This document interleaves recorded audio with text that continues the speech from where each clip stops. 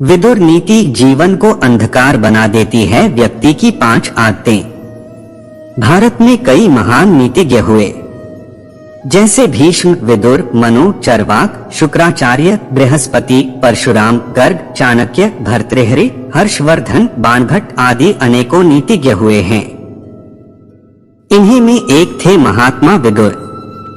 विदुर धृतराष्ट्र के सौतेले भाई थे, जो एक दासी के पुत्र थे।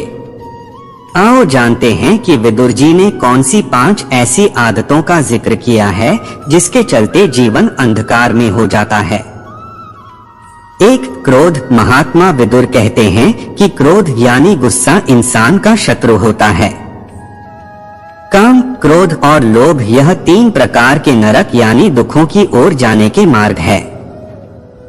यह तीनों आत्मा का नाश करने वाले हैं, इसलिए इनसे हमेशा दूर रहना चाहिए।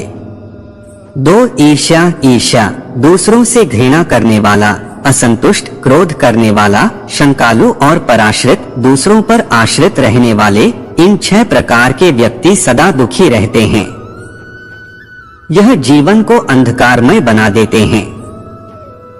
इसीलिए ईर्ष्या करने के बजाय स्वस्थ सकारात्मक प्रेरणा लेकर प्रतियोगिता करें। असंतुष्ट रहने के बजाय संतोष किससे प्राप्त होगा उसके लिए प्रयास करें। क्रोधित रहने और शंकालु बने रहने से हमारे सभी तरह के संबंध टूट जाते हैं। अत प्रेम और विश्वास करना सीखें, किसके प्रति आसक्ति नहीं रखें।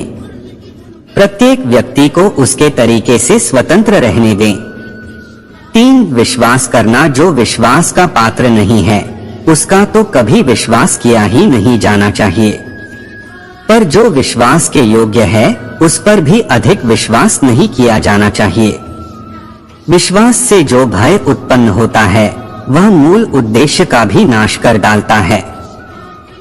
हालांकि महात्मा विदुर यह भी कहते हैं कि जो पुरुष अच्छे कर्मों और पुरुषों में विश्वास नहीं रखता, गुरुजनों में भी स्वभाव से ही शंकित रहता है। किसी का विश्वास नहीं करता, मित्रों का परित्याग करता है, वह पुरुष निश्चय ही अधर्मी होता है। 4. खुद की प्रशंसा करना। यह सही है कि हर कोई खुद की प्रशंसा करता है या करना चाहता है, परंतु यदि वह हमेशा ही ऐसा करते हुए दूसरों की निंदा भी करता है तो वह खुशहाल जीवन नहीं जी सकता। वह धीरे धीरे अंधकार में चला जाएगा। 5. मूर्खता। मूढ़ चित्त वाला नीच व्यक्ति बिना बुलाए ही अंदर चला आता है, बिना पूछे ही बोलने लगता है तथा जो विश्वास करने योग्य नहीं हैं, उन पर भी विश्वास कर लेता है। महात्मा विदुर कहते हैं कि व्यक्ति की यह आदत उसका जीवन बर्बाद कर देती है। जब कर्ण ने श्री कृष्ण से पूछा मेरा क्या दोष था, जरूर जानिए श्री कृष्ण का उत्तर। कर्ण ने कृष्ण से पूछा मेरा जन्म होते ही मेरी माँ ने मुझे त्याग दिया, क्या अवैध संतान होना मेरा दोष था? द्रोणाचार्य ने मुझे सिखाया नहीं क्योंकि मैं क्षत्रिय पुत्र नहीं था।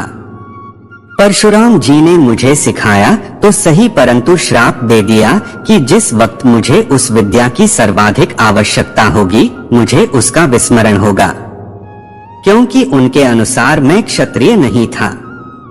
केवल संयोगवश एक गाय को मेरा बाण लगा और उसके स्वामी ने मुझे श्राप दिया, जबकि मेरा कोई दोष नहीं था।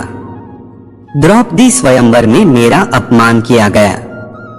माता कुंती ने मुझे आखिर में मेरा जन्म रहस्य बताया भी तो अपने अन्य बेटों को बचाने के लिए। जो भी मुझे प्राप्त हुआ है दुर्योधन से ही हुआ है, तो अगर मैं उसकी तरफ से लहू तो मैं गलत कहाँ हूँ? कृष्ण ने उत्तर दिया, कर्ण मेरा जन्म कारागार में हुआ। जन्म से पहले ही मृत्यु मेरी प्रतीक्षा में घात लगाए थी। जिस रात मेरा जन्म हुआ उसी रात माता पिता से दूर किया गया। तुम्हारा बचपन खड्ग, रथ, घोड़े, धनुष्य और बाण के बीच उनकी ध्वनि सुनते बीता।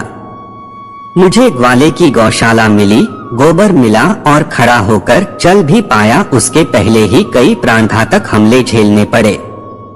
कोई सेना नहीं, कोई शिक्षा नहीं, लोगों से ताने ही मिले कि उनकी समस्याओं का कारण मैं हूँ। तुम्हारे गुरु जब तुम्हारे शौर्य की तारीफ कर रहे थे, मुझे उस उम्र में कोई शिक्षा भी नहीं मिली थी।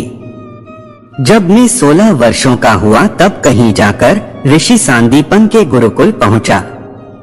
तुम अपनी पसंद की कन्या से विवाह कर सके। जिस कन्या से मैंने प्रेम किया वो मुझे नहीं मिली और उनसे विवाह करने पड़े जिन्हें मेरी चाहत थी या जिनको मैंने राक्षसों से बचाया था। मेरे पूरे समाज को यमुना के किनारे से हटाकर एक दूर समुद्र के किनारे बसाना पड़ा, उन्हें जरासंध से बचाने के लिए। रण से पलायन के कारण मुझे भीरू भी कहा गया।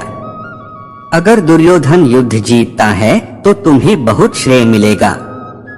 धर्मराज अगर जीतता है तो मुझे क्या मिलेगा? मुझे केवल युद्ध और युद्ध से निर्माण हुई समस्याओं के लिए दोष दिया जाएगा। एक बात का स्मरण रहे कर्ण, हर किसी को जिंदगी चुनौतियां देती है, जिंदगी किसी के भी साथ न्याय नहीं करती। दुर्योधन ने अन्याय का सामना किया है तो युधिष्ठिर ने भी अन्याय भुगता है। लेकिन सत्य धर्म क्या है यह तुम जानते हो। कोई बात नहीं अगर कितना ही अपमान हो, जो हमारा अधिकार है वो हमें ना मिल पाए। महत्व इस बात का है कि तुम उस समय उस संकट का सामना कैसे करते हो। रोना धोना बंद करो कर्ण, जिंदगी न्याय नहीं करती इसका मतलब यह नहीं होता कि तुम्हें अधर्म के पथ पर चलने की अनुमति है। प्रभु श्री कृष्ण की यह बातें आप लोगों को कैसे लगी कमेंट में जरूर बताएं। हमारा YouTube चैनल को लाइक, शेयर और सब्सक्राइब कर दीजिए। जय जगन्नाथ स्वामी नयन पथगामी भक्तों में।